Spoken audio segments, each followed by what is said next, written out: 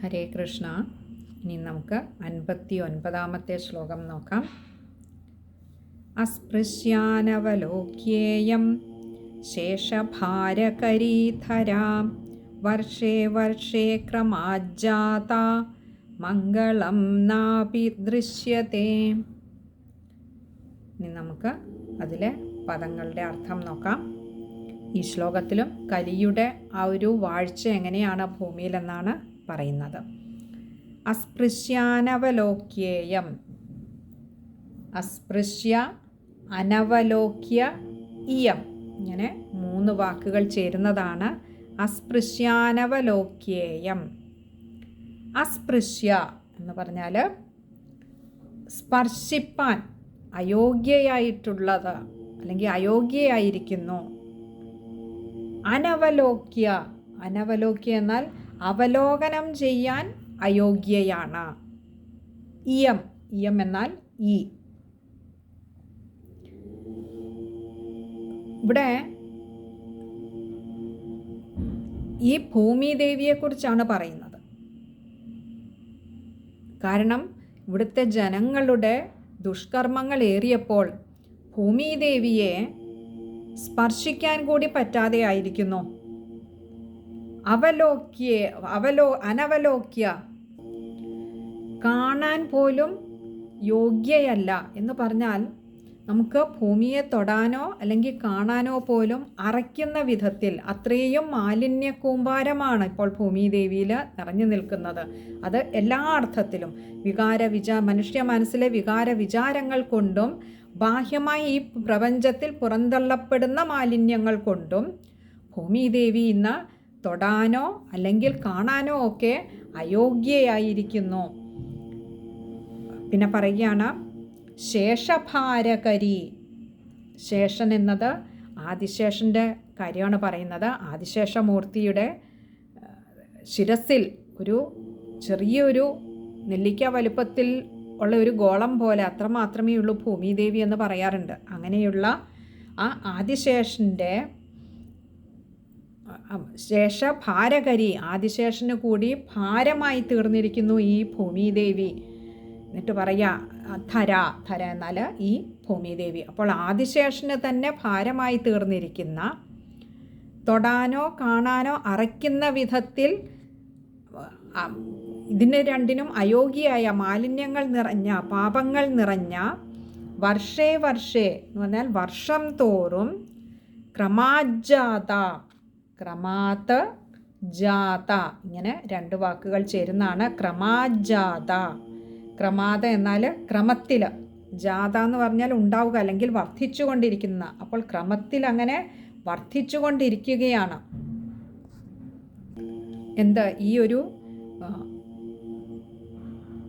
മാലിന്യ കൂമ്പാരം അങ്ങനെ മനുഷ്യ മനസ്സിലാവട്ടെ അല്ലെങ്കിൽ ഭൂമിയിൽ ബാഹ്യമായിട്ടാണെങ്കിൽ ആകട്ടെ, എല്ലായിടവും മാലിന്യം അങ്ങനെ വർഷം തോറും അങ്ങനെ കൂട്ടിക്കൂടി വരികയാണ്. മംഗളം നാപി ദൃശ്യതേ. മംഗളം എന്ന് പറഞ്ഞാൽ ശുഭകരമായിട്ടുള്ളതൊന്നും നാപി ഒട്ടും തന്നെ ഇല്ല, ദൃശ്യതേ ദർശിക്കുവാൻ.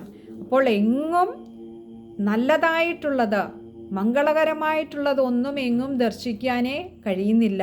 എല്ലായിടവും നിറഞ്ഞു നിൽക്കുന്നത് ഈ ദുഷ്കർമ്മങ്ങളും ദുഷ്കർമ്മികളും അതേപോലെ തന്നെ മാലിന്യങ്ങളുമൊക്കെയാണ്. ഭൂമിദേവിയെ ഇപ്പോൾ കാണാൻ പോലും നമുക്ക് ഭൂമിദേവി യോഗ്യയല്ല എന്ന് പറയുമ്പോൾ കാണുമ്പോൾ പോലും അറപ്പ് വരുന്നു. അത്രമാത്രം മാലിന്യ കൂമ്പാരങ്ങൾ. തന്നെയുമല്ല, ഈ ഭൂമിദേവിയിൽ പോലും പാപക്കറ, തങ്ങളുടെ പാപക്കറ വീഴ്ത്തിയിരിക്കുന്നു ദുഷ്കർമ്മികൾ. എന്ത് അധർമ്മവും പ്രവർത്തിക്കാൻ മടിയില്ലാത്ത അധർമ്മികളായിട്ടുള്ള ദുഷ്കർമ്മികൾ അല്ലെങ്കിൽ ആസുരിക സ്വഭാവം ഏറെയുള്ളവർ ഇപ്പോൾ തങ്ങളുടെ ദുഷ്കർമ്മങ്ങളുടെ പാപക്കറ കൊണ്ട് ഭൂമിദേവിയെയും കൂടി മലീമസമാക്കിയിരിക്കുന്നു. അങ്ങനെ കാണാനോ സ്പർശിക്കാനോ അറപ്പ് തോന്നുന്ന വിധത്തിൽ ഭൂമിദേവി ദിനം പ്രതി ഈ ഒരു ദുഷ്കർമ്മം അല്ലെങ്കിൽ ഈ ഒരു മാലിന്യ കൂമ്പാരം അങ്ങനെ കൂടിക്കൊണ്ടേയിരിക്കുന്നു. എങ്ങും നോക്കിയാലും ശുഭകരമായിട്ടുള്ളതൊന്നും ഇപ്പോൾ ഭൂമിയിൽ കാണാനേയില്ല. അപ്പോൾ ആദ്യം ഈ കലിയുടെ കുഴപ്പം കൊണ്ടാണ്, കലിയുടെ വിളയാട്ടം കൊണ്ടാണ് ഭക്തിദേവിക്ക് ദുഃഖമുണ്ടാവുന്നതെന്ന് പറഞ്ഞു. അത് ഉള്ളതിന് ആദ്യം ഭക്തി എന്ന ആ ഒരു മാർഗത്തെ അവലംബിക്കേണ്ട ജനങ്ങളിൽ വന്നിരിക്കുന്ന മാറ്റങ്ങൾ തൊട്ട് മുൻപുള്ള ശ്ലോകത്തിൽ പറഞ്ഞു. ആ ജനങ്ങൾ നിമിത്തം, ഈ ദുഷ്കർമ്മികളായ ജനങ്ങൾ നിമിത്തം ഭൂമിദേവിക്കുണ്ടാവുന്ന ആ ഒരു മാറ്റം അല്ലെങ്കിൽ കലിയുടെ ദോഷമാണ് ഈ ഒരു ശ്ലോകത്തിൽ 59ാമത്തെ ശ്ലോകത്തിൽ പറഞ്ഞത്. ഇനി നമുക്ക് ആ ഒരു ശ്ലോകം ഒന്നുകൂടി നോക്കാം. അസ്പൃശ്യാനവലോക്യേയം ശേഷഭാരകരീധരാ വർഷേ വർഷേ ക്രമാജാത മംഗളം നാപി ദൃശ്യത്തെ. ഇവിടെ വായിക്കുമ്പോൾ ശ്രദ്ധിക്കേണ്ട കാര്യങ്ങൾ, ആദ്യത്തെ പാദത്തിലെ ആദ്യത്തെ വാക്ക് തന്നെ അസ്പൃശ്യാനവലോക്യേയം, അവിടെ അത് ചേർത്ത് തന്നെ എടുക്കണം. തുടക്കക്കാർക്ക് കുറച്ച് പാടാവാമെങ്കിലും അസ്പൃശ്യ അനവലോക്യേയം പിരിക്കരുത്, ചേർത്ത് തന്നെ പറയുക അസ്പൃശ്യാനവലോക്യേയം. പിന്നെ ക്രമാജാത, അവിടെ ജ കൂട്ടക്ഷരമായതുകൊണ്ട് തന്നെ ആ ജ ഒന്ന് കടുപ്പിച്ച് തന്നെ പറയണം, ക്രമാജാത. പിന്നെ അടുത്തത് മംഗളം, അവിടെയും പലപ്പോഴും ഗായ്ക്ക് കകാരം വരാറുണ്ട്, അത് ശ്രദ്ധിക്കുക. മംഗളം നാപി ദൃശ്യത്തെ.